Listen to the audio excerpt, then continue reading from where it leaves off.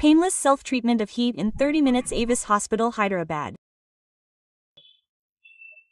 Ramaa Raavi. When we see some people, no matter how bad luck they have, they turn it into luck. They even convert the loss they have into profit. The same is true in reverse. No matter how lucky some people are, it keeps turning into bad luck. This and that keeps changing, right? People's mindset also changes depending on their time. They think that they have a problem and fall down. Some people fall to the ground. There is one person who thinks about that problem and tries. Fate helps such a person. He fixes and corrects what has fallen under him and how he stands up. We cannot say how each one is. In such a case, do we say that God made hand or man made hand? Yes, one of the palms is made by God and the other is made by man. His determination, dedication, courage and the mentality of not losing courage are set by his mindset. We see some people like that. Yes, we think that they have a lot of bad luck, but he stands up. It is not only the way that they come together, but his mindset is also the reason. We cannot say, oh, there is a good story about this. I really liked it. It is a short story but it is very good. Once upon a time, there was a slave named Vamangu. This slave worked for a ship merchant. The ship merchant was very good. What he did was give him a small ship and said, "You have been working with me for many years. Vamangu, you do business with this ship. You come up and I will hire another slave." Quote. He bought some goods and put them on the ship. That was the way it was in those days for selling. What happened when he went? He was unlucky. He got lucky. Who gives ships? They don't give them, they give them.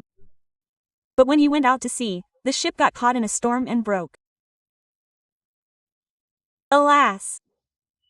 The whole thing was completely flooded. All the slaves and people on board were lost. But Vamangu survived. What if he was lucky again? If Vamangu, who survived, found some wooden plank, he held onto it and somehow survived. He reached an island in 4 days. Okay, he knew it was an island, everything was fine, but as he went a little further, he thought that someone had reached a place and was looking for food on the ground. He wondered if he would find some food. Let's see what was actually here. He came forward and thought that it was all like a beautiful empire. The island was very well furnished and nice. As soon as he went to that island, everyone was talking as if they remembered him. I don't understand. They all seem to remember me. What? How do they know me? He was surprised. What happened in the meantime? A chariot with ministers, vassals, and them, blowing trumpets and harps came to him. To this Vamangu. Vamangu was surprised. I am a slave.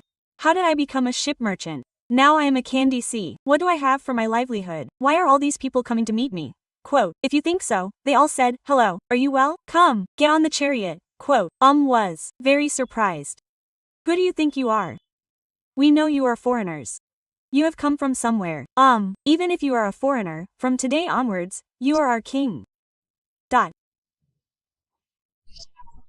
He said, what is this? You have suddenly become a king. If you think that you are the captain of the ship, misfortune has befallen you. I fell into the water. If you are lucky enough to be alive, now you are even more lucky, king. Even if you are going, you are going. He went.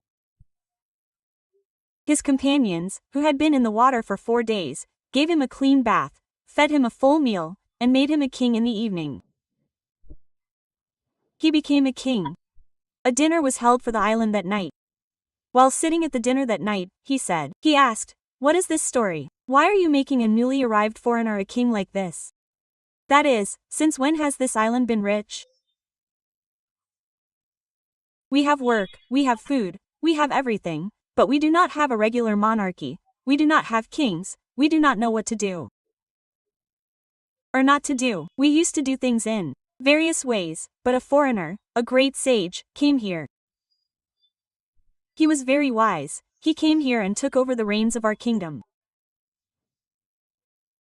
What he said was that you should not quarrel among yourselves like this, you should have a king. If one of you is the king, the rest of you should answer to him because everyone is equal there, so make the foreigner the king. If any foreigner comes, he will become the king. Oh. After a year, take him and leave him in a forest in a corner of this country. If he is the king for a long time, he will have power over you. Why should we give power to a new person? Don't give him that much. Teach us to elect a new king every year. We have elected so many kings so far, and now you have come today. The matter is good. Otherwise, he had doubts about what they would do with me after a year. We will leave them in the forest, that's all. What else will we do? We will not give them food or anything. Taking them and leaving them in the forest is your death. You will die. They will not go away. Oh well, that's all. They will enjoy royal pleasures for a year. They will have pleasure. They will also have the opportunity to run the administration.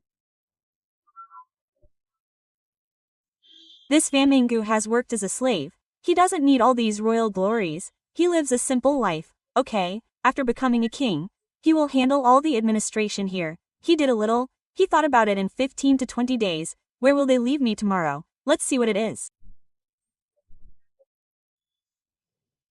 He asked some people and they took him. If you go there, you will see that it is a big forest. There is no human movement. All the kings who have been abandoned are gone. That's all. There is no food. There is nothing. There has been no king for 2 or 3 months. If this kingdom had been abandoned 2 or 3 months ago, how would they have survived if there was no food? Yes. But he knew one thing. There is a lot of wood there. There are so many trees. The soil is very fertile. What did he do? He started going there every week. While looking after the administration here, he took some soldiers from here and started farming there. He cut down all the trees and built some buildings. He was preparing the buildings in advance. He was preparing them. From there, on the other side, he started farming on a nice, wide, fertile land. And who would go from here every day to work there? He took a group of people and dropped them there to work. When they were there, what did the people in this village do with their wards? They started going to the kingdom in the forest. What about wards, marriages? After 6 months, a world construction would take place there. From there, the big people, now the sculptors, all the people who worked here to build buildings, should go. Earlier, only the woodcutters went. Then the woodcutter left, the woodcutter stayed there. They enjoyed the fresh air, the new crops, the first crops. Gradually, a city was completely built there.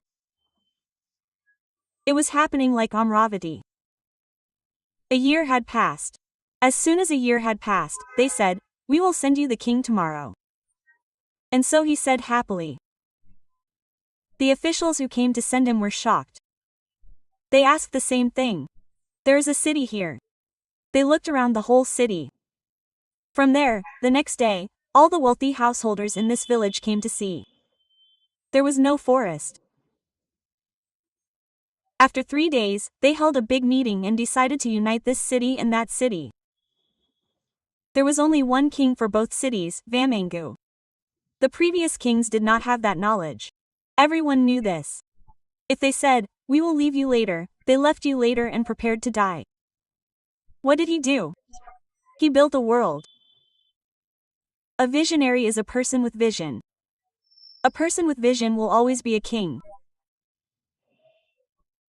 Without thinking, he thought that Vamangu should be the king of these 2 great cities. The people had the intelligence to respect his vision. They respected him and made him the king. Vamangu became the king forever. Later, 1 or 2 daughters of these wealthy householders were given to him in marriage. His children became kings. After that, he also became the king here. The story of the 2 great cities. Let's look at how smart we are at home. Namaste. Namaste ji.